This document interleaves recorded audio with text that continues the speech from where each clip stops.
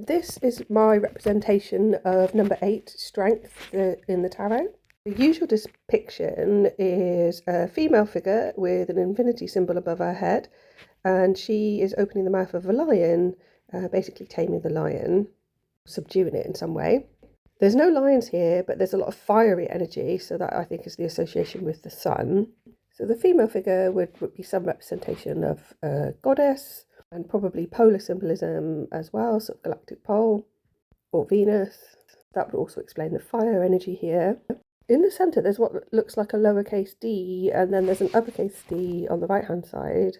In Hebrew, that's dalet, which is a door. I actually started off drawing a sort of heart shape, but with different colours on opposite sides, like red, orange, etc. My daughter says she can see ribs in there, but there's a lot of snakes. So just zooming in, you can see like a snake head at the top, but underneath there's sort of snakes that wrap around the whole thing. But in the sort of middle there, it looks more like, I'm going to say some sort of lizardy creature, possibly. And then on the right-hand side, there's almost like, would be clinging to a tree, but it's actually a tree of fire, what looks a little bit like a wombat or a koala bear, which has got like a fiery dragon coming around the top of it. And then there's this sort of forked tail at the bottom, which looks a bit like legs, I guess.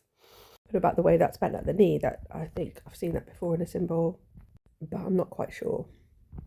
It was funny because I said I drew a heart, and then it was like quite nice, and then I started to develop it and all these serpents appeared, and I was like, oh. Just because a lot of people kind of recoil at the idea of snakes, but I actually see it more as like thoughts or ideas or something forming from the energy that is the fire, not anything to be negative or worried about. There's this idea of infinity because coming out of the snake at the top, the biggest snake, is sort of connected by its mouth to another snake that loops around. So there is this sense of infinity there.